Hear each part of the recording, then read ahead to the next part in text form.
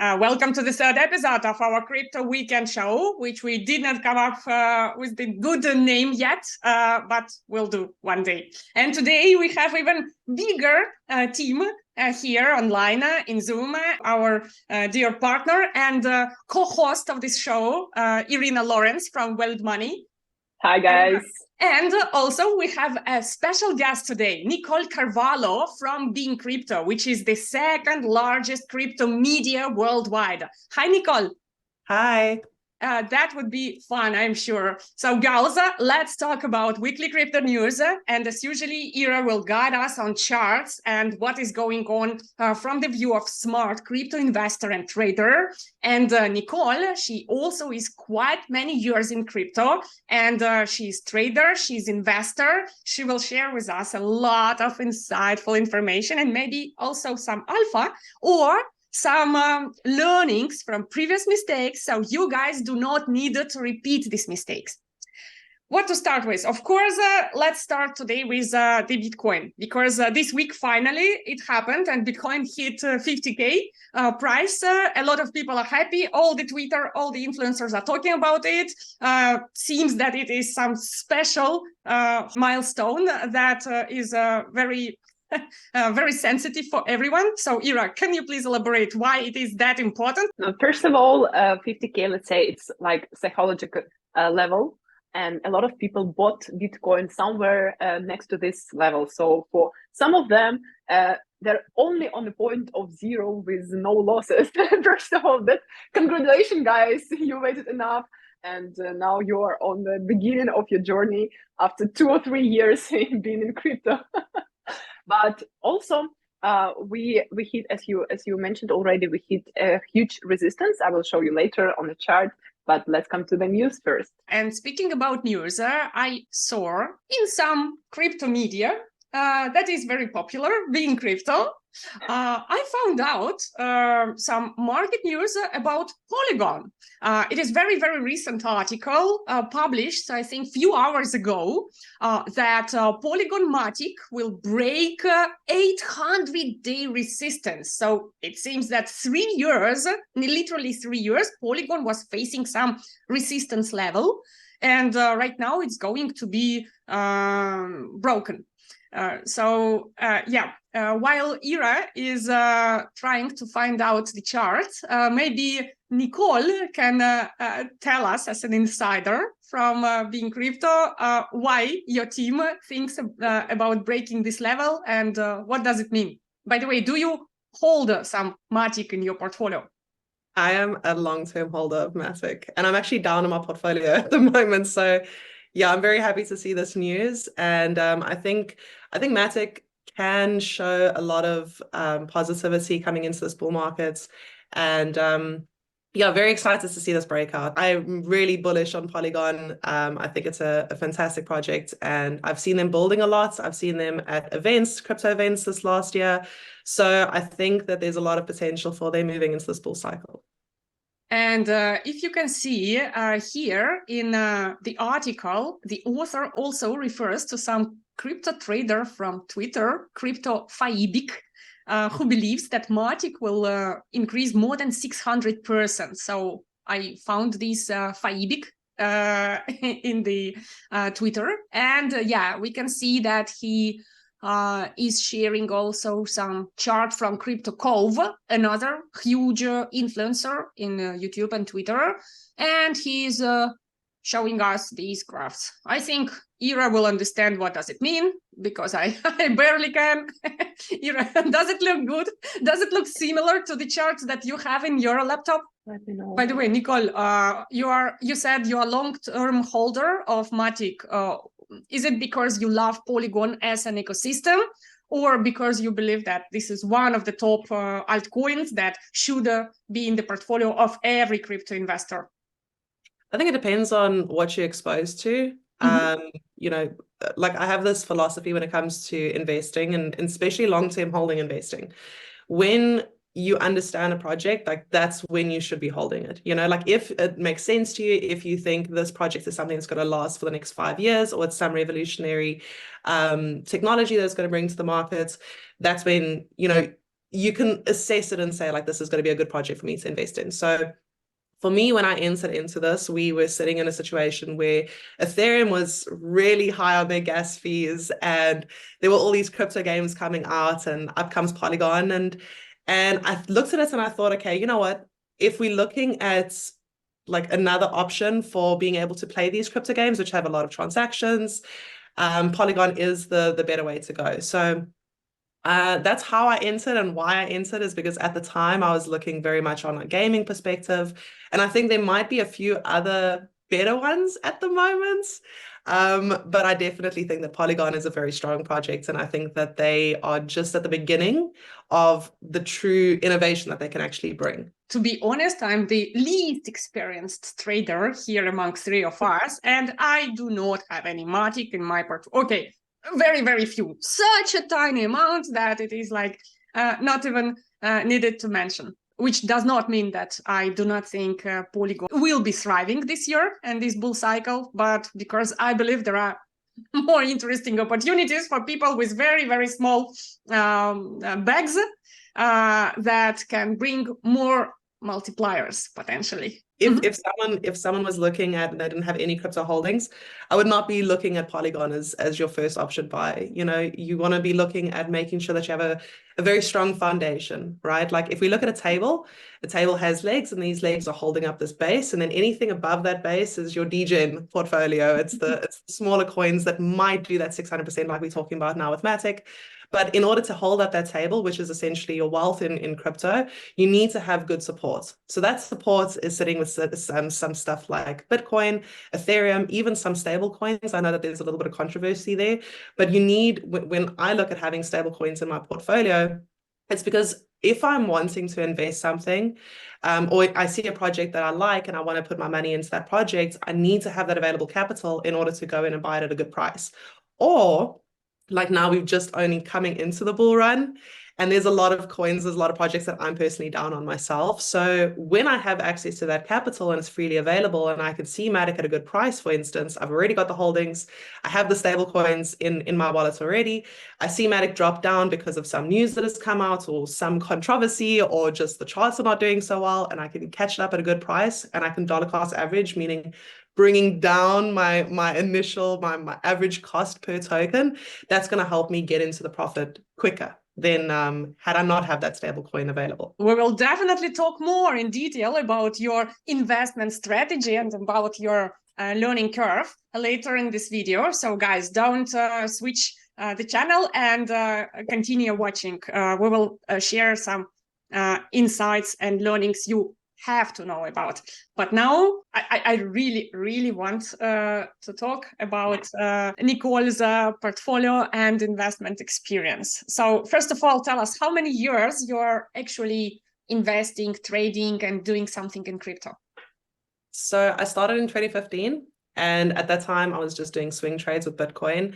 There were no exchanges. So what I was doing is I was finding people who wanted Bitcoin, and I would then sort of like arbitrage trade for them. So I'd go to these like local exchanges or local, one of the resources that I had was a site called Local Bitcoins. I think like the early Bitcoin maxis or Bitcoin investors would know exactly what I'm talking about, but it was basically peer-to-peer trading. So I'd go find people who were selling Bitcoin at a very low price, and I would find these, you know, people who were looking to buy Bitcoin or needed Bitcoin to do some sort of transaction, which was most of the time, honestly, was these multi-level marketing schemes.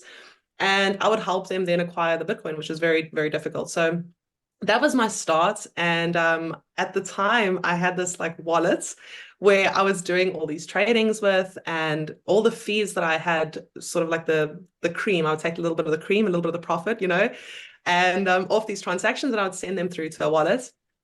And that wallet, I eventually sold all the Bitcoins. I bought a car, this fancy sports car. But years later, when Bitcoin actually did do something, I looked back on the wallet and it had 84 Bitcoins in, and I was like, wow, what did I do?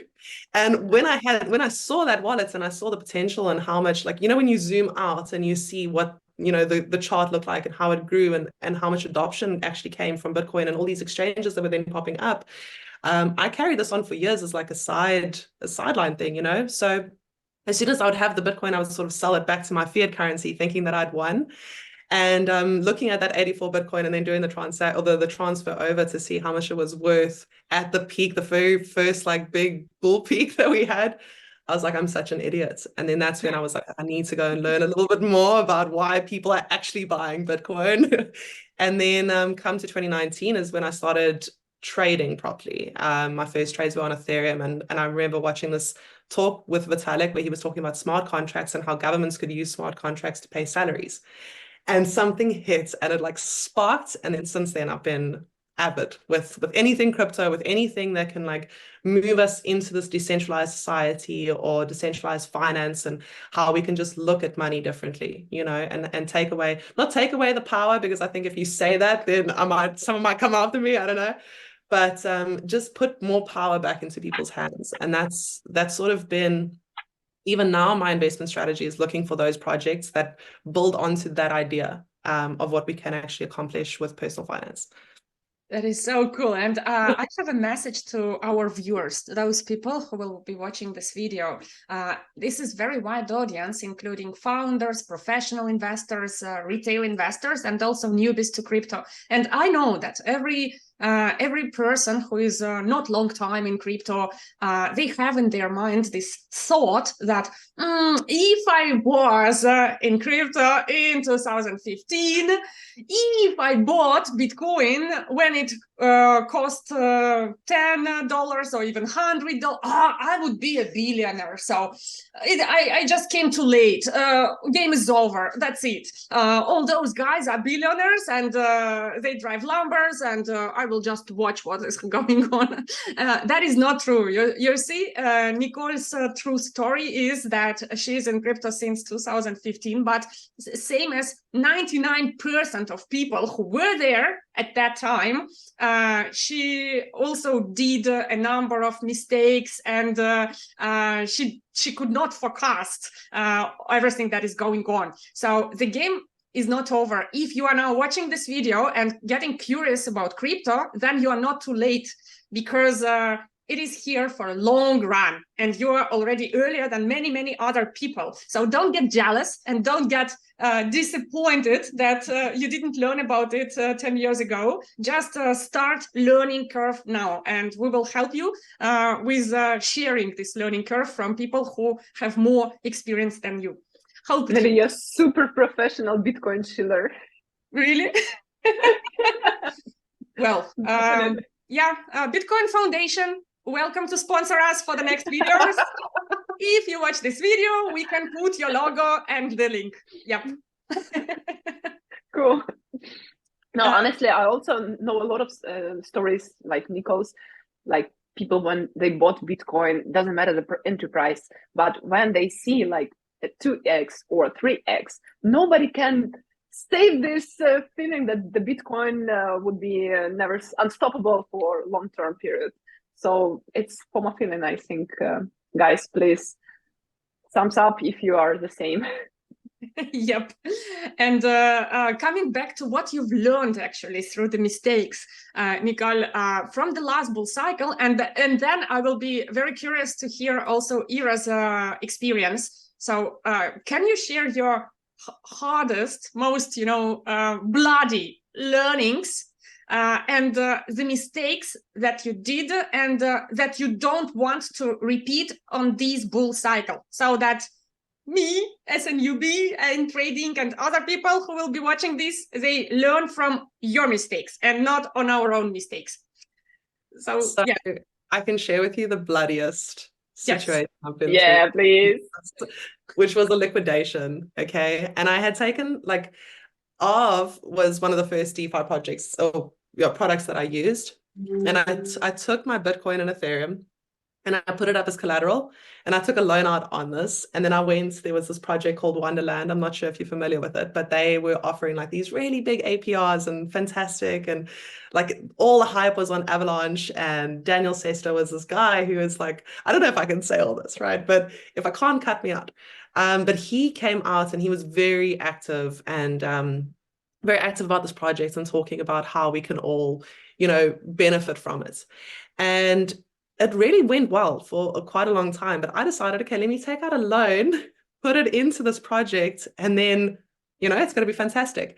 And then he had another project with it, which was called Icicle.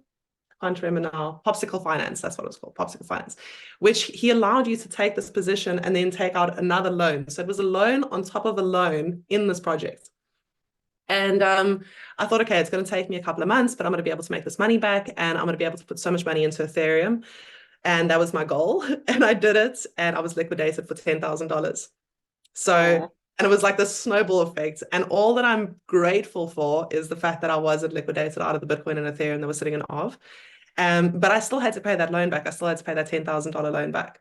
But so this was real world loan. It was not DeFi loan. It was a DeFi loan. It was a DeFi loan. So so there was a double loan that I'd taken out on the same amount of money. So the first loan was liquidated, and the second loan, because I was so over collateralized, that was safe. But it was very, very touch and go. But I remember the day when I was liquidated and sitting there, like watching my phone and watching this chart and knowing the price that I'd be liquidated at. And I was just thinking, like, it's not going to get there. It's not going to get there. And then all of a sudden, I just saw this candle drop, and it hit that price, and it bounced up. And then it went like, I don't know, 20% above that, because someone had found a tweak in the system. And this is something that we need to remember when we're looking at decentralized products or anything in the crypto space, is mistakes happen. And the whole project, someone found a flaw in their design, okay? Because you can think that you're the smartest in the room and you can design this beautiful product that's going to be fantastic, but we need to remember it's based on a computer, and a computer can be hacked, code can be altered. There's a lot of ways that, something bad can happen. And that's exactly what happened here. So it wasn't human error. It wasn't the project was bad. None of that. It was literally just someone found a loophole. They were able to get in, they were able to target it, and I got liquidated, and I learned a very good lesson through that process. And a lot of it was also balancing risk, and I think this is like the degen mentality is generally where you start in crypto, and it's something that you have to learn, and it's a very hard lesson. I think every person I know in crypto has been liquidated of some amounts, because you have to learn how this loan process works. You have to learn how risk works. And if I have any advice to someone who wants to take out a loan, is over collateralize yourself. Just don't go in at high risk. Don't think that you're going to make your money back over a weekend. It's not that realistic unless you find some gem. No. So that was my bloodiest battle that I faced in crypto. Not the only liquidation that I've had either. But what I've learned is that when you're looking at projects that are a bit smaller, is try have an exit strategy when you investing, and then stick to it. Just stick to it, because you can enter into something thinking that, okay, this is my strategy, and this is generally how it goes. Like, this is my strategy. This is when I'm going to exit. When we get to this price, when I 10x my money, or even sometimes 2x my money, I'm going to get out. And then you get to that point, and then greed sets in. Oh, yes, yes. And that greed monster is just vicious. So you have to stick to that exit strategy, because you're going to learn a lot of things when you actually stick to it and you commit to what you set out to do. And willpower in trading is like the biggest thing that I've seen. It's willpower and gut feeling. Those are like my two, how would I put this? Like the skills that you need to have to be a trader, in my opinion. When you say to yourself, I will exit at $20, for instance, and then you exit at $20, or I will only 10x my money, and then you 10x and then you're out. Or even you can have the reverse effect, where if I've lost, let's say 10% of my capital, I will exit and I will take that loss. And I think there's more people sitting on that side of it where they don't want to take losses, myself included, with certain projects I've invested in the last bull cycle, where I say, oh, but I'll just wait for this bull cycle to make my money back. Then I'll exit, then I'll go buy Ethereum. But you also have to weigh it up and say, okay, but if I were to sell this out and I had to take the capital that is now left in this project, who may or may not actually have this profit in the next bull run, and I were to put it in Ethereum now, or Bitcoin now, or another project, which we'll talk about later, if I were to put it in now, what is my actual upside compared to what I would just be recouping that money? So it's all these little things that build up into willpower, into understanding where your line is, where that boundary is when you're trading. And then the second thing is gut feeling. Like, I cannot tell you the amount of times when I just have this weight on my chest, or this feeling in my gut that it's just like, I think something's going to go wrong here. And then I think, no, but all the analysts said that the charts are going to go and we're going to go to the moon and diamond hands forever. And like the community is fantastic and it's booming and it's bouncing. And then I'm like, no, but there's something, I don't feel good. And then I get liquidated or I lose a lot of money. So you have to listen to yourself. You have to, even if you take that knock and you say, I'm going to listen to myself and I'm going to take this gut feeling as a sign, and you sell out or you make the trade or you do whatever it is that that gut feeling is telling you to do, even if on the short term you might not have, or you might be at a disadvantage, you still like nurturing that skill of listening to your intuition, which is in the long term much more important. I superly support what you just said. And to be honest, in my investment experience, I'm new in trading, but in investment experience, the worst mistakes that I really regret about those where I did not hear my gut feeling when I was pushed to the deal because all my friends, co-investors said, oh, this is great start. Let's do it. We are just investing. Let's do it with us. And then these were the worst cases. And even if I did mistakes myself, it was not that painful because, well, I'm responsible for this. But when I heard other people's and just blindly followed their advice, feeling that it is wrong in my gut, but continue doing it, that was really painful. But for trading gut feeling, if you're new in trading, correct me if I'm wrong, but you have gut feeling, it's a combination of your experience actually. And you maybe do not realize it, it is unconscious, but this is your brains analyzing your previous experience, all your knowledge, and then giving you this gut feeling. But if you are new, you can't have it right? It depends, because like one good thing about crypto is community, and we can see like Telegram communities, we can see Discord communities, even Twitter communities. So I feel that like that's your first line of a red flag that you're going to see if the founders of the projects are not that vocal, or they have been very outspoken, and then all of a sudden they start going quiet and the charts start dropping and all these questions start popping up in this community, like what's actually happening, and they don't respond, they're not on top of that.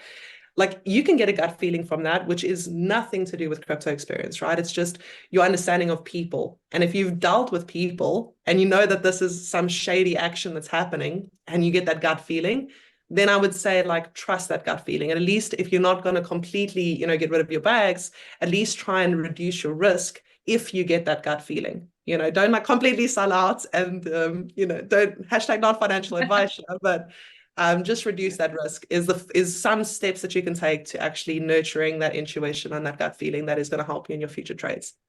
Nicole, you also mentioned that you have to follow your very first strategy. So do you have any special tool that helps personally you to exit in right point? For example, when you I'm still not like this advanced trader. Like I'm still learning as I go. And one of the things that I'm working with in this bull run is my exit strategy, because I did and I have and I still do believe that like these projects have so much value, and if only people could see their value. And I tell myself this lie constantly, right? And this is something that I now need to work on. And it's like my next stage in my trading journey.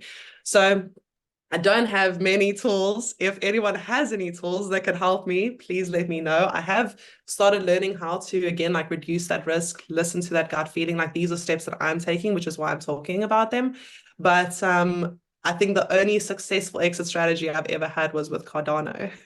And I'm very happy. I think I made I want to say like 300% in my trade with Cardano. And then right after, just started tanking.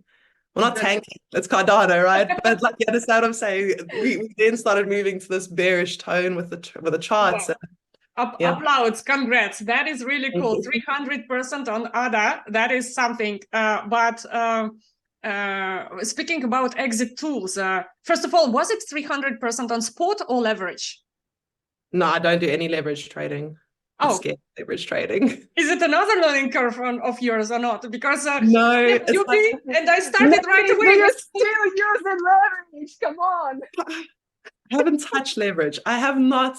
I think it was after the first liquidation that I had and people were starting to get into leverage trading and starting to test that waters. I was like, no, thank you. I'm really good. I'd rather just not touch that. And I'll buy a coin and I'll hold a coin for sometimes a day, which was my experience with trading shit coins or poo coins, if we got to remove that word.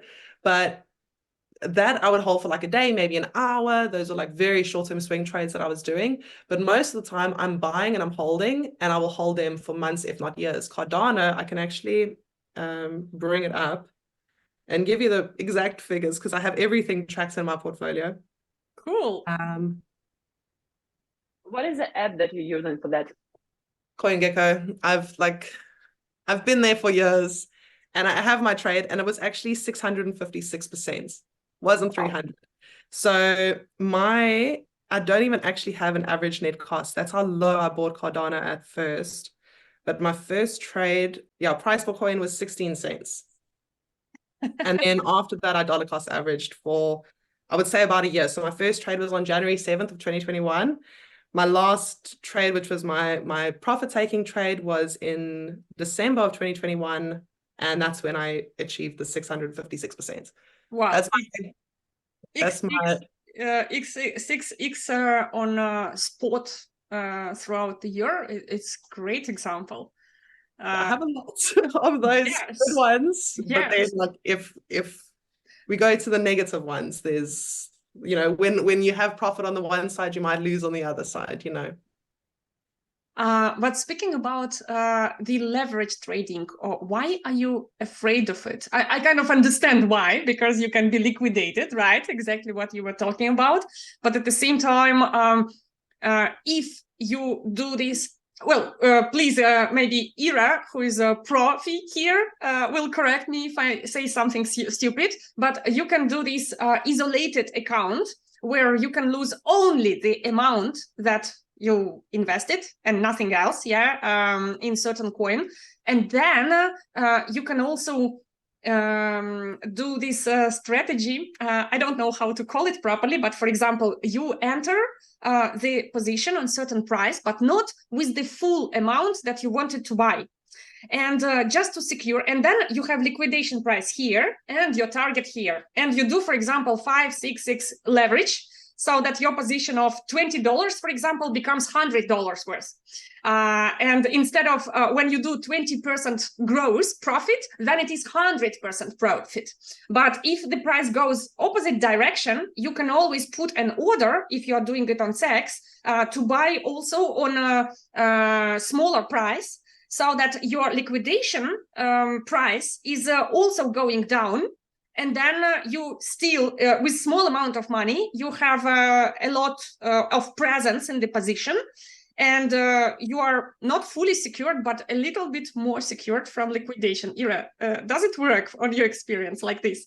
Yeah, it works. It perfectly works for the centralized exchanges who aim to earn money on such kind of hamsters, let's say, as your mindset you just said. Yeah, because who are the biggest providers of information about the positions and liquidation price at centralized exchanges? So, meaning that some of them could be not so good guys to follow the market rules. So they can make spike, for example, and liquidate you, even if the price are like on other exchanges was like in the normal range. And you never know who is playing fair and who unfair. So I would never suggest you use leverages unless you hedge your position and you understand clearly what are you doing. Gotcha. Okay, very good advice. So all we talk about in this video is not financial advice, but we give you some advice to protect yourself from silly actions and from silly losses. Let's look at the chart. We spoke about Matic previously. Yes, guys. So today I want to share a smart idea with you. It's not in financial advice, but I just talking about my previous trade. And today Matic has formed my favorite technical analysis figure, which you can see here. So to see it clear, let's go on logarithmic scale. And now, ta-da! What you can see, guys, here, it's bullish pattern. And to understand why it's so important, because you can see now we have two options how to draw this resistance line here. And in the first case, when we're talking about this line, we're already breaking out it. in the second case, we are still in this range, but let's go to the book first. So bullish pennant is one of my favorite, let's say, pattern, because it played out in 70% of cases. So here I'll remind you like how it works. So first of all, we have resistance and we have support line, and the entry point here is a little bit higher than the previous high. So you can see here on the chart. And the stop loss, normally you put a little bit below the previous low. And the target price, it is the same distance that you have here. So that would be our target price. So let's go back to our chart and take a look what we have here. So we have support, we have two options of resistance. And to measure our exit point, so to understand for you, here somewhere next to the 1.1 bucks per Matic, we would have perfect entry price, because that would be a little bit higher than the previous high, which is here. Personally, me as an experienced trader, I love to trade this pattern from the support. So I was expecting to buy the token at the price of 0.55, somewhere here on the support line. But unfortunately, as you can see, we didn't go lower. So this support on the level 0.76, 75 was amazing. And we touched it a few times and bought from here. So that's why I decided to buy finally here on the level of 0.82. You can see green line, it's my entry price. But what if we're talking about the exit price here, it's the magic happens, because we just measure, some of traders measure from here to here, from the beginning of this pattern, and some of traders measure like this. But let's just watch both of options, and we just move it to the breakout somewhere here. And what we would see, the target price would be somewhere on the level of 100 bucks. If we measure like minimalistic style, let's say, so that would be on the level of 16 bucks. Anyway, I want to remind you that Matic price is below $1 for now. And I think it's a huge possibility to earn money, because it's not like a shitcoin. Matic is a native token of Polygon ecosystem. And I don't know, what do you think? How realistic is that? And what exactly needs to happen with Polygon ecosystem to achieve such growth? Nelli, Nicole? Come on, I'm looking at it like real Degen Lemming, newbie Degen Lemming, and all I want now is when we finish recording this video to go to exchange and buy Matic with leverage, doing some long. That is what the feeling I have right now, and that is all.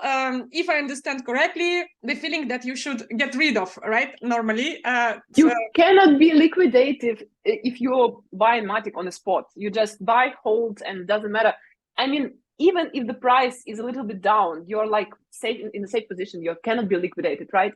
So you can wait until we are all-time high on the Bitcoin or even higher, and then you can just sell.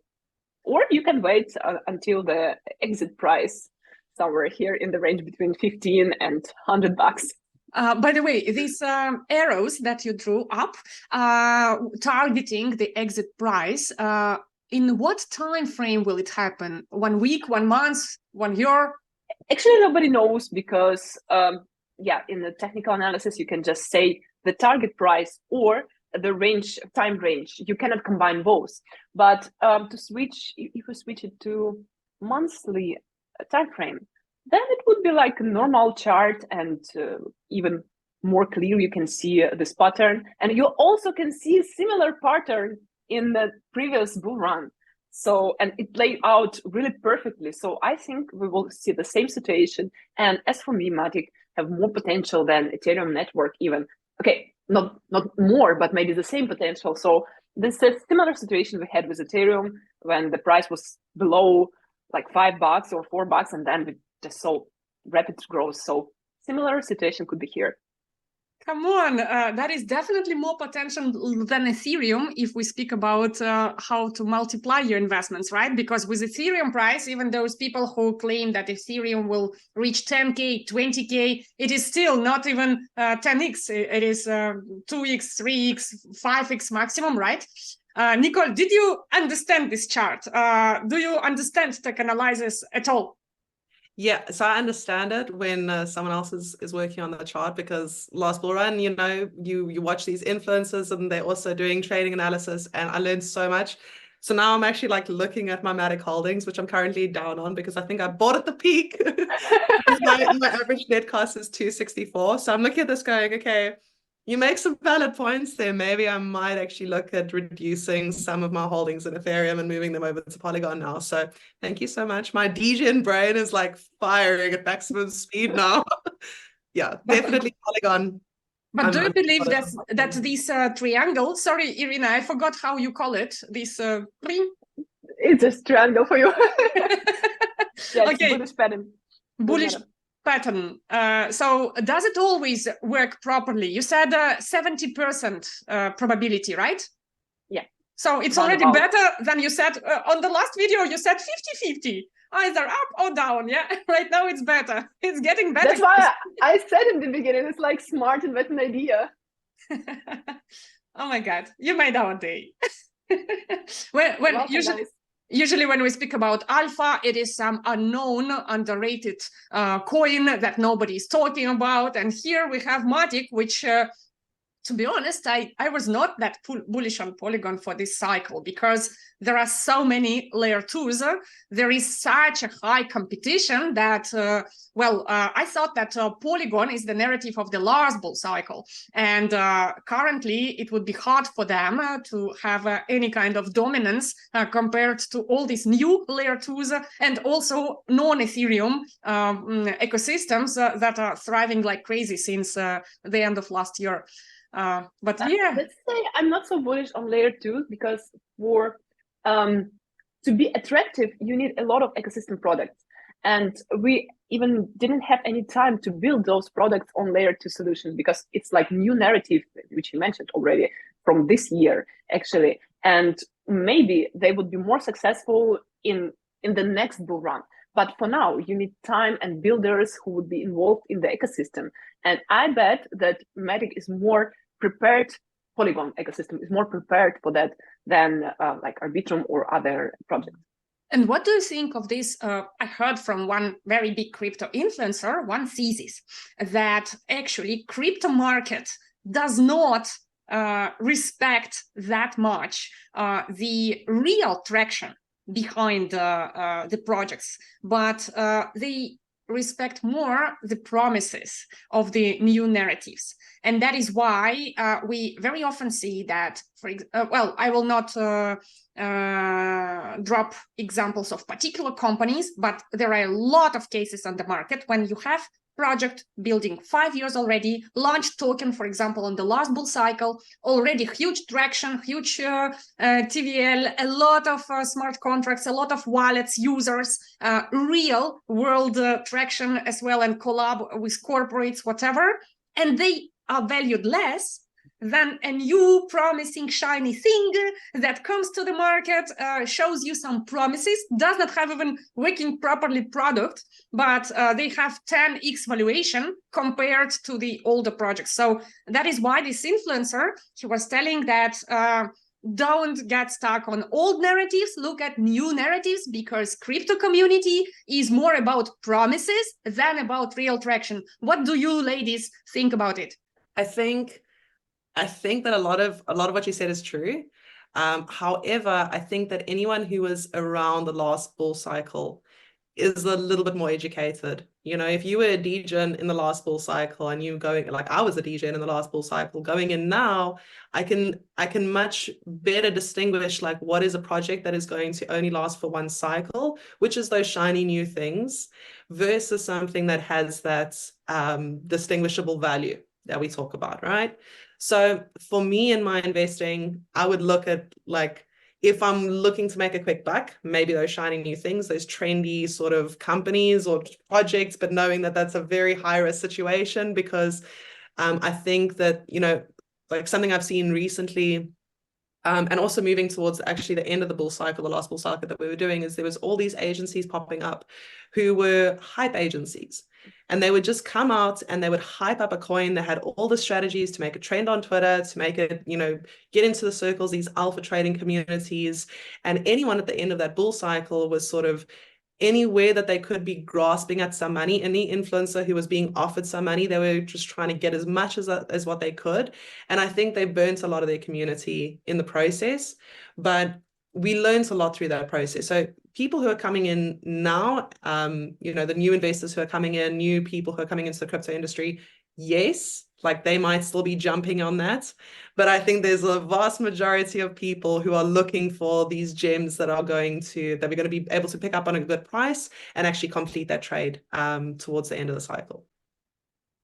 Okay. Yeah, Ira, what is your opinion? I think finally the utility of the token matters, because look at the Bitcoin, look at the Ethereum. We know exactly why people buy it. And I remember a lot of different projects, like hundreds of tokens, which I also had in my portfolio, and they disappeared even after the huge hype. Okay, so utility matters, finally. And girls, I will definitely regret if I don't ask you another question. Coming back to the topic of bloody mistakes, Nicole shared an amazing advice. Yeah, think about your exit strategy. And we touched the point of tools for exit, but I would love to ask you about actual exit strategy. Well, it will be easier with examples. Ira just showed us amazing trade with Matic, which approximately can give you minimum 18x and maximum over 100x. It's just crazy. So what should be my exit strategy? 18x or 100x? What should I actually target? Yeah. As a trader, for example, I would target different levels. So my exit strategy every time is different levels where I sell.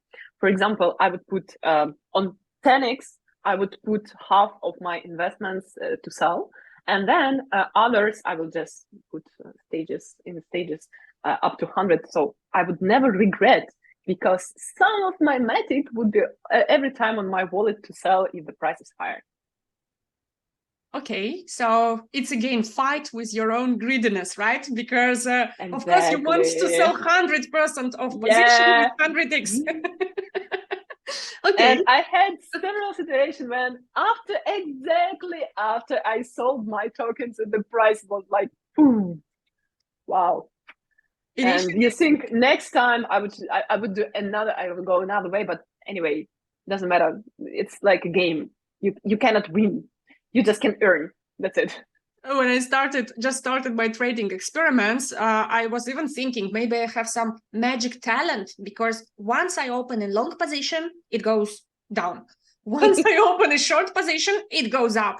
And I was thinking, wow, maybe this is a skill. Maybe I should sell it, like, you know, anti-predictor, anti-forecaster. So I can definitely say where it will go if I do the opposite position. So please, when you sell next time, just call me. I will buy. Deal. Nicole, how do you define your exit strategy? Yeah, I think when I start the trade, I sort of have that mentality as well, as I'll sell 50% here and then 10% maybe.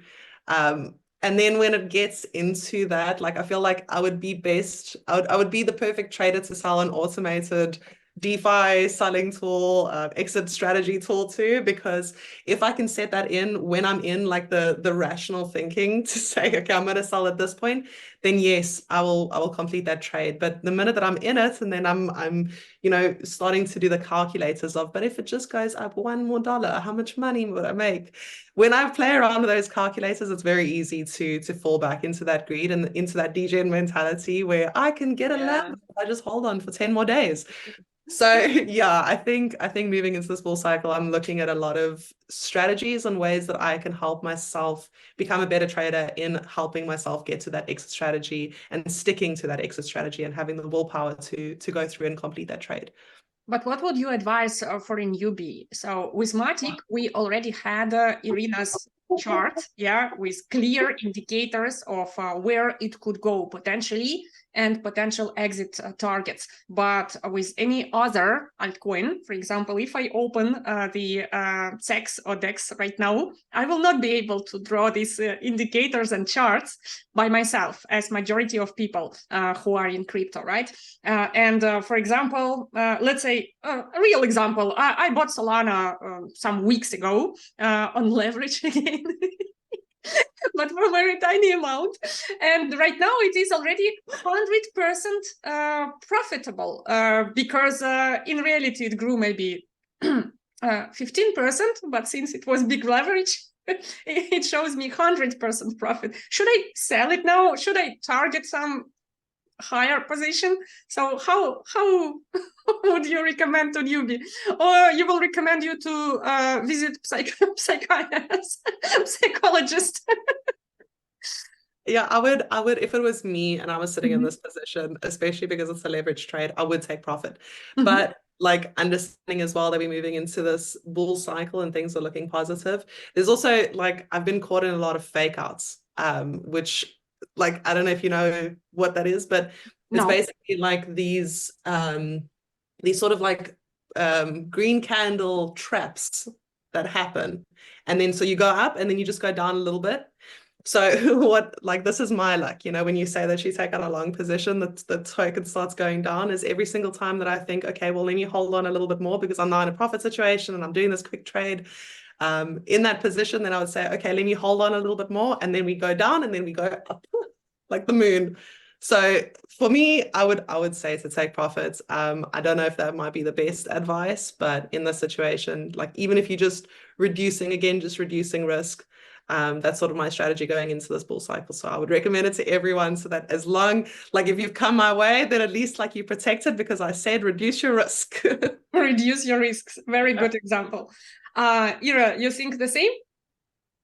I would say never open this position, but if you're already in, please get out as fast as possible and buy on spot. You can just buy the same spot. If you really believe in this technology or this ecosystem, buy on spot and hold. That's it. Okay, thank you, ladies. Maybe you saved my life.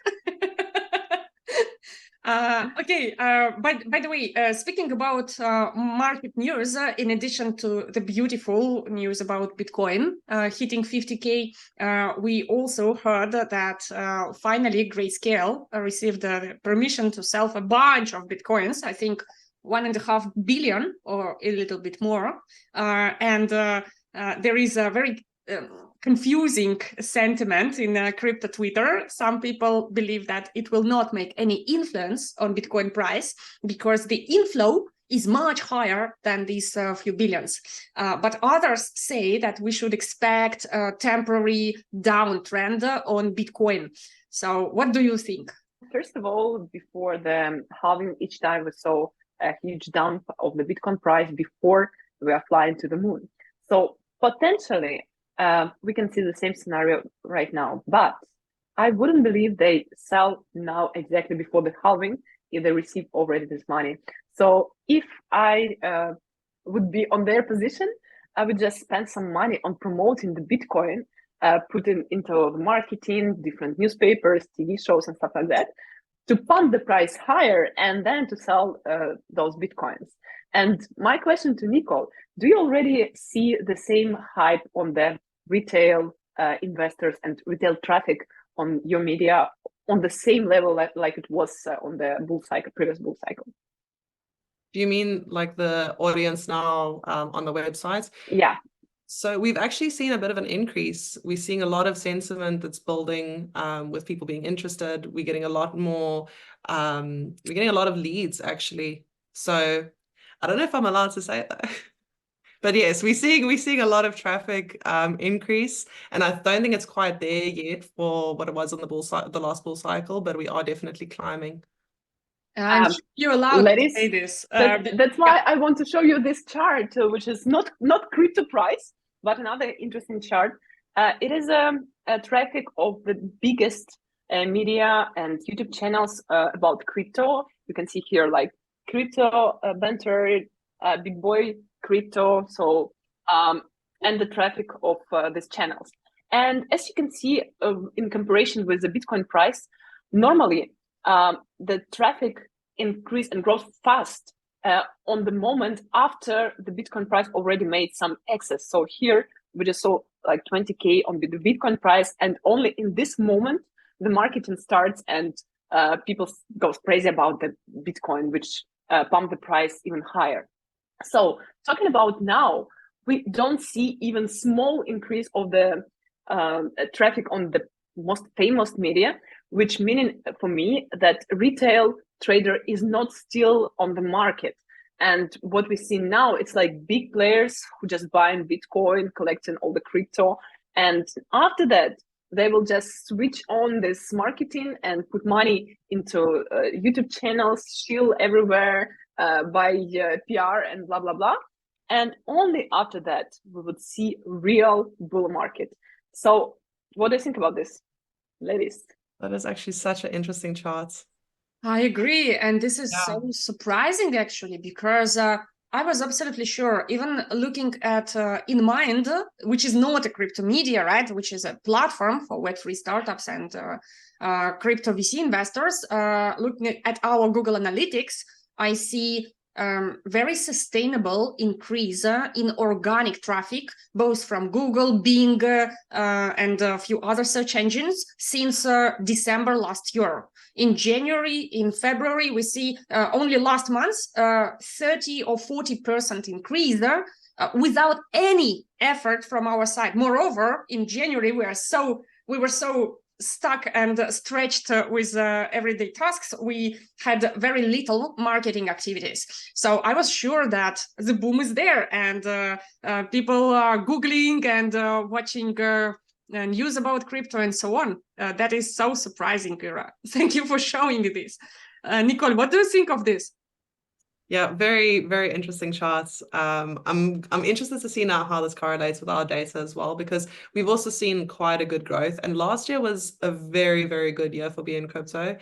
Month on month, we were, completely breaking records, which was insane to actually see. But what we saw is that a lot of people were looking into our learn content. We have a whole series with over like 1,000 articles, which dive into like these very deep understanding of types of technology, and it just makes it simplified for people to go and learn. So we saw a huge increase on that sort of content, and we did double down to actually put out more content about education. So I think that people have been they've been learning a lot over the last year.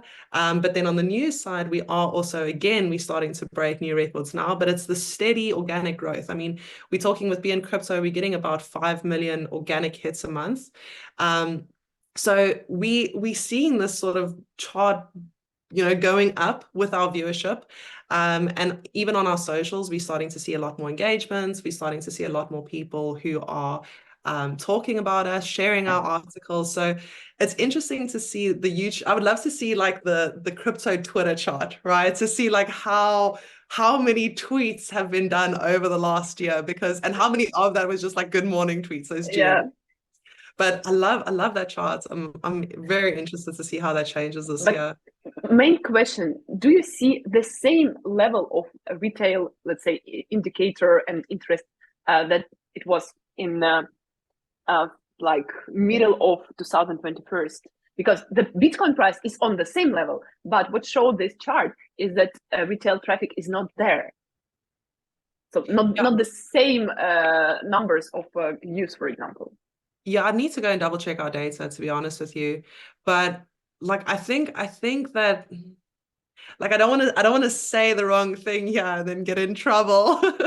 But yeah, I think it might be very similar to what you're saying in this sense. Maybe just hypothetically, looking at the chart that you showed, Ira, there is also another difference. In 21, you can see that the difference between Bitcoin price on the down and on the upper level is much higher than right now. We can't see on your chart that Bitcoin did the same parabolic run that it did in 21st, right? So maybe people are waiting until it will go up to 100K, and then the audience will be on the same level of warmness. So maybe Grayscale will spend some money to promote Bitcoin and pay to all this. Actually, how it works. So people still continue making video about the Bitcoin and the crypto market, right? So they never stopped. It means that the traffic, if we see the same level of traffic, it means that we don't really face a retail interest on those videos. So maybe if Grayscale will spend money to promote those videos in recommendation and people start buying Bitcoin and the price would be pumping, and that's how the market works. Correct me if I'm wrong, please. Well, it makes sense what you say, definitely. And before Nicole comments what you just said, I want to remind all the people watching our video right now, if you are bullish about crypto, please don't forget to like this video so more people get it in their recommendations in YouTube, and more people come to this sector and actually and we have more motivation to make the best video ever on the market. Absolutely, absolutely. So don't forget, like this video, subscribe button, and of course, leave your comments. What should we cover next? What kind of altcoins? And what do you think about this difference between mass interest towards Bitcoin and crypto overall? Nicole, what do you think about these differences? For like on the topic of Grayscale, I think I'm very excited to see the marketing efforts that are coming out of the Bitcoin ETFs that have been approved, and like how the narrative this year is going to change with that. So I'm interested to see how they're going to sort of push people to, because I think like now they've sort of seen like how much organically we can actually capture, how much of the organic market and like the organic retail market, let's call it, can we capture into these Bitcoin ETFs. And we've seen a lot of positivity that are coming out of that. But now, you know, they need to actually make this worth their while. And so the marketing efforts that can come out of that or come through by doing this, I'm very excited to see the campaigns, because they've got a lot more money backing them and they've got a lot more creative power to actually bring the masses to these Bitcoin ETFs. So I think that this is going to be a year for the books. And I would love to know as well, both of yours opinion on the Bitcoin halving that's coming up and how you see like how this is going to actually affect. Like, I'm sorry to swing this back on you, but like, I'm very, very curious. And this is something I'm trying to get everyone's little bit of advice on how the Bitcoin halving this year is actually going to be different from the previous years. Then Ira, please go on with your expertise and all the knowledge you have.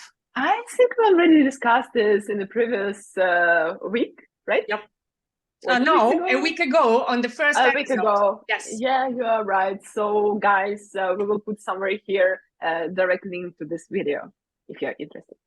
Yeah, but did your opinion change somehow? Because we did not see your promise in the first video when we discussed Bitcoin halving. You showed us all these previous halving charts, and you showed that every time before the halving, we see a huge dip and then it goes up. And everyone actually was expecting this dip, and yes, well, so we can buy cheap and sell high, right? But it did not happen. We are still before the halving, girls. So probably we could potentially see the same scenario as it was last bull run and previous bull run as well. So I would just change my opinion after the halving, and the exact date I don't remember, but 4th of April, if I'm not mistaken, somewhere there. So let's just keep going. So you still believe that we will have a dip before the halving, right? It's your personal opinion. Mm-hmm. Yeah. I could be wrong. Well, Nicole and viewers, I confess that I do not have personal opinion because I just lack expertise in trading and everything. But I read and watch so much that in my mind it's just boiling like crazy. And I can tell you that recently the news feed is changing. And if a couple of weeks ago everyone was expecting this dip, right now all these big experts, big names in crypto YouTube, in crypto Twitter, etc., they say different things. They actually say that this halving will be absolutely different. First, they expect that we will see all-time high for Bitcoin before the halving, Wow. And they expect there is a high probability of this. And second, if it happens, also another concept that I hear very often from large influencers is that this whole cycle will be completely different. It will be more dynamic. It will bring way more multipliers. So can expect a lot of X in your accounts, but also it will be shorter. And everyone, where everyone has a kind of consensus is that this is the historical, let's say so, cycle that we expect, where you can make life-changing money in crypto. And after it, when institutionals join crypto, when it will be more regulated with all these ETFs, Bitcoin, then Ethereum, then maybe Solana ETF, and so on and so forth, it will be less volatile. And the next cycle, for example, a lot of people at least say that this cycle is the last chance for many people to do life-changing gains in crypto. The next cycle will be more like stock market or whatever, traditional. Again, this is not my opinion. This is, I'm like radio, translating everything that I hear and read. Yes, I have this the intuition, I guess, which is telling me that like this halving is just not going to be what we expect it to be. Like anything that, like this is just, again, like there's nothing backing this. Okay, it's just like this gut feeling. But like not as expected means better or worse. Well, this is the thing, is like if you're expecting this to be like the halving is going to be this like massive event, then it's probably going to be opposite of whatever you think it is how I'm seeing it. Because yeah, we've seen so many changes leading up until this halving, you know, comparing it to the previous one to this one, the world has kind of changed in itself. I mean, now, like with the current events that are happening in the world, there's a lot of uncertain factors that are going to go into you know, what's happening with Bitcoin and what's happening with these miners. And I think like each halving, we also see a bunch of miners closing down, and there's so many changes, there's so much innovation that's also happening on the other side of the coin, which might take a bit of the focus away from Bitcoin as well. So I'm very interested to see how this halving is going to be, and I don't think it's going to be anything like what we expect it to be. And it's like a unicorn event, if I can say it properly. That's how going into it, that's how I'm sort of expecting this to be. Like even when we're talking about like this little dip before the halving comes, or you know, the price actually going up before the halving, like events like that we haven't previously seen in these trading cycles. Yeah, I don't know. There's something different about this year, and I can't quite put my finger on it. Like I know that there's everything happening with the ETFs and all these changes that are coming with regulation, but specifically with the halving, there's something in my gut telling me that there's some unicorn event that's coming for it.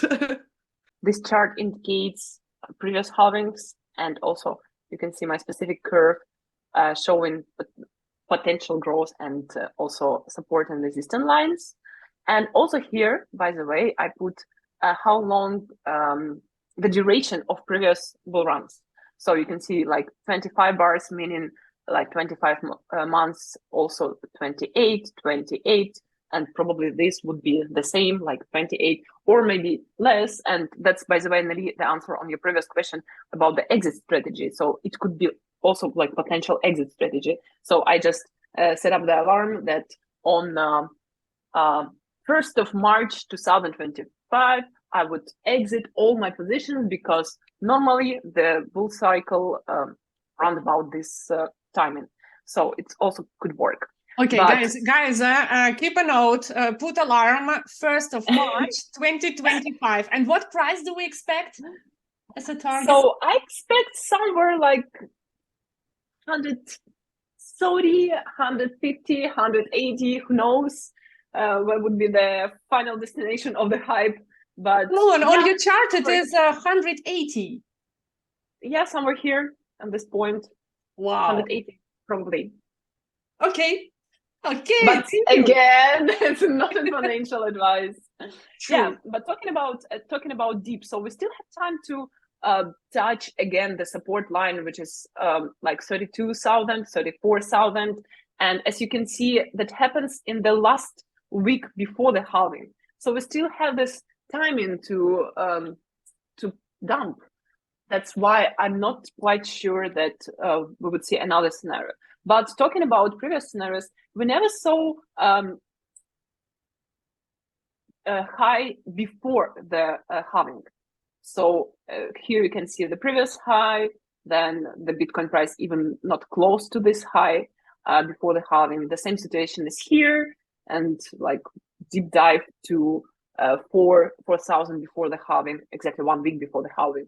So who knows? I would be careful right now, because we can go down, and for example, your margin position would be liquidated. By the way, it's also a great opportunity for the centralized exchanges to earn some money before the bull run, because it's the easiest money when you do liquidation. It's the hugest money that centralized exchanges earn, because you don't know already on which selling price your position were liquidated, because you don't care in this moment. When you just receive a margin call, you have no options to move this selling price or something like that. You understand the point?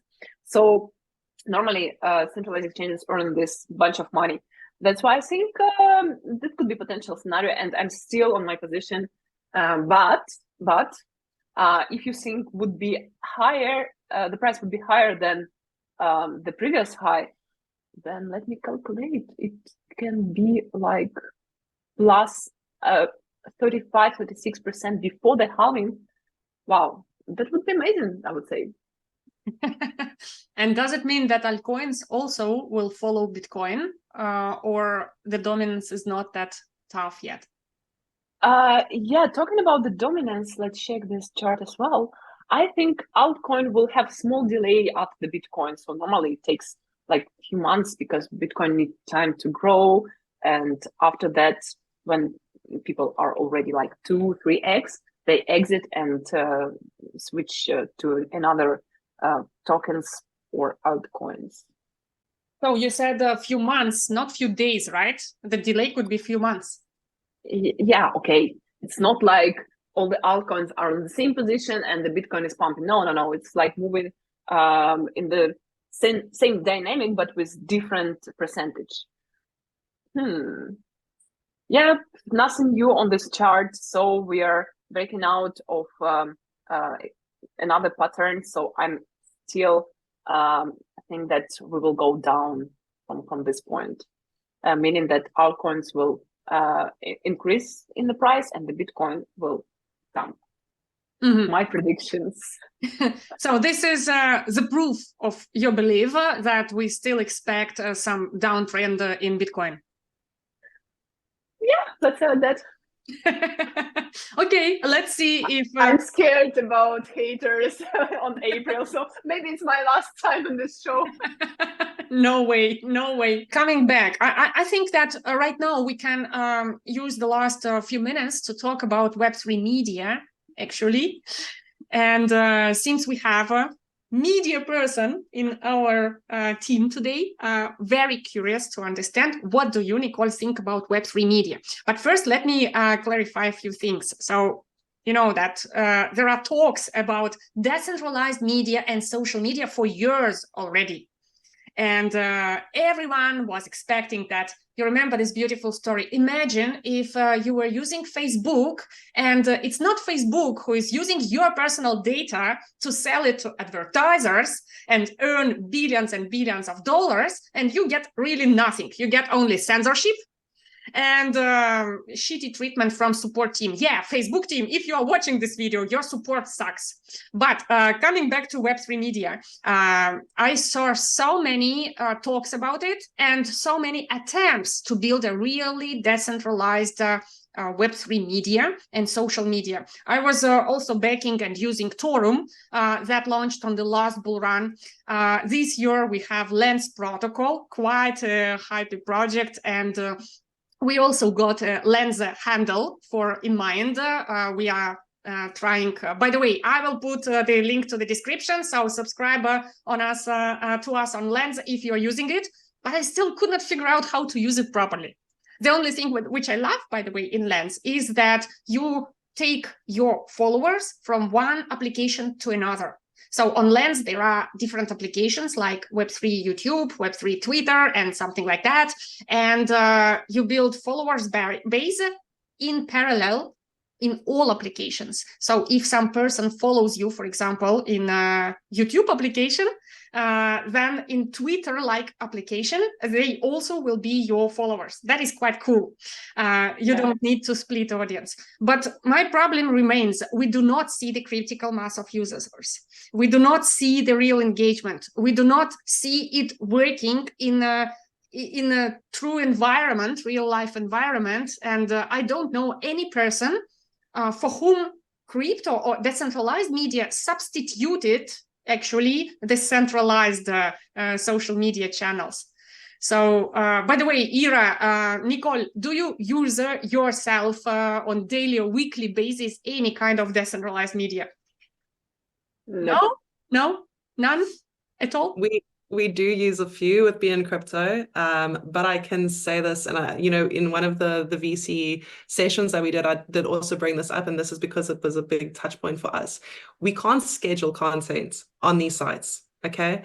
And if we do, it's very, very weak tools that we get given. And that, like, I'm not throwing any shade here for these sites. There's a lot of growth that they still need to do, okay? But when we look at it from a user perspective, if you're going to be using social media, it needs to be very easy to use social media. It should be stupid simple to use the social media. Think about, like, recently we had TikTok that came out. How quickly, when you started TikTok and you started telling and teaching the algorithm what you liked, how quickly the content that was shown to you was content that you actually liked. And that's the target. If you're going to be if you're wanting to start up a decentralized social media platform, you're competing with these mammoths, these, like, industry giants who have so much data and so much more power. So you have to try and make it even simpler than that. So it's a huge task if you're creating a decentralized social media platform, decentralized media platform, whatever it is that you're trying to build. You need to make sure that you're still keeping that end user. And I think that's where a lot of platforms go wrong. They try and overcomplicate it and forget about the users who are actually going to be using it. So I might be wrong on a few. Like, I don't want to throw shade again, but so far from the ones that we've used, just the tooling that's there for brands, not quite strong yet. And then the ease of use for the actual end users is a problem. Doesn't seem like you're scared about Web3 media in this competition. I'm not scared, okay? Because I think that when we're looking at social media platforms, there's a lot of wash your back, wash my back situation that can happen, right? Like, I would benefit from having a new platform because you have less users and I have less competition on that platform. So if I am an early adopter as a brand in that platform, I can have a huge advantage on my competitors who are still going to wait a couple of months to get there. So I'm not necessarily scared. But if you take an organization like BeinCrypto, we are on pretty much every single social media platform that you can possibly think of, right? We are creating that content. So when we add in a platform to our already existing structure that we have created for social media, it's a lot of work to be creating for this. And if we don't have the same quality of tools, again, coming back to the scheduling, if we don't have that tool that is available for your platform, you make our jobs harder, And so my team has to spend more time. And that's where there's a bit of friction that happens with these social media platforms where we can't quite get to that point where, it can be mass adopted. But then the other side is that if you make it too easy for brands, you're only going to have brands and you're going to lose that user that is actually our target audience. Like, we want people to see what's happening in crypto media. We don't just want to be talking to other brands who are trying to say the same thing. Well, that makes a lot of sense, speaking about from brands perspective, but speaking about end users perspective, using social media for personal needs and purposes. Ira, why don't you use Web3 decentralized social media? Oh, come on, you said already that, because, like, you can do the same stuff like you do on the traditional social media. So it still needs to be improved on the like normal level. But you can't do cross scheduling or whatever else that you need to use when you're using it at scale. Sorry for tautology, but you can still post videos, post audios, pictures, memes, communicate with other people, build follower base. So did you ever, why you never tried? Because I don't want to spend my time to get, I don't know, 10 subscribers. So that's why I'm targeting more audience, which is wider. For example, YouTube channel, it's like you have access to all of the people around the world. So it's the problem of critical mass, having the critical mass of users. Exactly. And by the way, I noticed that Twitter transformation, right? That a few years before, at the beginning of the last bull cycle, Twitter was not really that strong, but right now it became the main crypto media. Interesting transformation. Who knows where it will bring us? But switching from social media to media. So for example, like Miro, it's a blogging platform, but you can imagine something like that as media. I mean, centralized media have some censorship, have some limitations. And decentralized media, however, I can't recall any, except Miro and this kind of blogging platform. But hypothetically, decentralized mass media, not social media, could be a competitor of traditional online media like BeinCrypto or Cointelegraph and others. How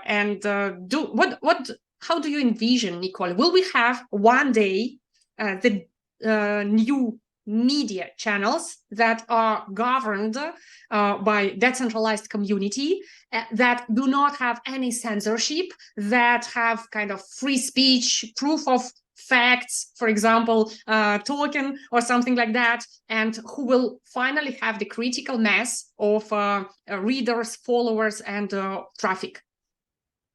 To be honest with you, I think it would take a lot to get to that point, you know. From our standpoint, like we're part of the Trust Project, and so everything that we put out is verifiable and we are unbiased, so we can't be bought, right? That's BeinCrypto, and I haven't found anything like it in the space, even prior to working for BeinCrypto. There's still a lot of journalists who are just not quite fitting with that profile. So we take it very seriously. We take the Trust Project very seriously, and our commitment to that very strict. Can you elaborate a bit more, just for those who do not know, what does it mean? Ira, do you know what does it mean, Trust Project? Yeah. Okay, Nicole, please tell us. The Trust Project is essentially just a group of media that have come together to give you the most accurate amount of information, is the simplified version. So does it mean that you can't pay for PR without sponsorship label, so that you have organic featuring, but it is really paid one, not organic? It's transparent. So if something is being paid for, you know that it's being paid for. But so we have our sponsored posts, which are, for instance, if we have an event that we're busy putting or helping with their marketing, we are going to be doing press releases. You will know that that person has paid or that organization has paid for that sort of media publication. But then our news is completely separate to that. And it's this holy grail of our media where you can't sway our journalists, you can't sway the information that we're putting out there, because we're talking about hard facts and we take it very seriously. So the Trust Project is not only BeinCrypto, there are many other organizations that also feed into this. And I mean, if you look at, there was some organizations last year that had a little bit of issues when it came to the opposite side of that, the untrusted side, where there were people getting paid. There was also people not on the media side, but on social media in influencers who are getting paid and not being transparent about it. And so the decentralized nature of that is that transparency, okay? But I think that we need to understand that, I mean, like BeinCrypto cannot exist if we don't have a place that we can funnel this content to. And we rely on Google, we rely on Bing, we rely on social media to actually allow people to see our content. So when I say like, it's going to take a lot to get to this point where there's like complete free censorship, right? Currently, we're facing a situation where if I'm saying the word crypto on a social media platform, I am fighting against the algorithm. Okay. So even though I can do my very best to be decentralized and have the decentralized nature, I still have to play by someone else's rules. And as long as there's someone else in that playing field, we're always going to have to play by their rules. I still hope to see some good execution. I saw a lot of projects trying to build some cool decentralized social media, not media, yeah, but semi-media or whatever. And some of them failed due to bad execution. And some of them failed due to the market not being ready to adopt it. So I can just say that if you are building something cool in this regards, please drop us a message and come and pitch to us. And from an end user perspective, be a bit more open for new technologies. And when the new social media comes to the place in crypto, just start testing it, start applying it to your daily activities, and also share feedback with the team. Because what worries me is due to these quest campaigns, airdrops, etc., all these early adopters test phase, it transformed to some kind of broken thing when people test the new applications only hoping to get airdrop tokens. So they are not literally testing it. They do not try to find bad UX, UI, expose it, give feedback to the team, etc. But instead, they're just hunting, farming for airdrops. So it would be cool if some real early adopters start sharing with the teams early what could be improved from product perspective, from features perspective, to make it really handy for everyday use. If you know some cool social media that worth testing, please drop in the comments and we will definitely test it out and share with you in the next videos. So, Nicole, Iryna, maybe last words are today from your side. One advice to sum up to the newcomers in crypto that you want to share to avoid the critical mistakes. Nicole, you're first. Me first? Oh, man. I wanted to give it a bit of thought first because like one advice is, okay, my advice would be to like explore as much as you can. Like if you like something, if there's a certain project that you think you like, make sure that you understand what it is that you're investing in. So for instance, if you're a gamer, go look at games because you understand that industry, you understand that project. So you can understand that if it is a good game. Don't invest in things that you don't understand and only work with capital that you're willing to lose. Don't put in anything more than you're willing to lose or money that you might need access to, let's say in those 28 bars, which we saw in the trade. So Nelly, I think that would be a great question to you as well. The advice from my side, again, no trading advice, not investment advice, but first of all, do your own research. That is a great advice I heard from many smart people, and I learned on very hard that it is true. Do your own research and don't blindly trust even us. Yeah, we are trying to share with you the best insights and knowledge that we have, but you will regret if you just blindly follow someone and then without understanding gain or lose, not even clearing up why. Right. And second, when we speak about interacting with some blockchain ecosystems, also constantly try to understand what is going on there. I mean, interact with the projects, interact with the team. Don't hesitate. Team is not celebrities. They should communicate with you. And normally, every project team is quite open for the honest feedback, for proposals of collaboration, for suggestions of improvements, and so on and so forth. So try to get your hands dirty with literally getting into the ecosystem or into the project, not just being a silent person in Discord or Telegram or other community, but exposing your participation and sharing your feedback. This is very important for the healthy industry development, for projects development, and it's not just about airdrops or making huge gains. It's about your contribution to the development of these amazing technologies that probably we will be using on a daily basis. So that is kind of advice from my side.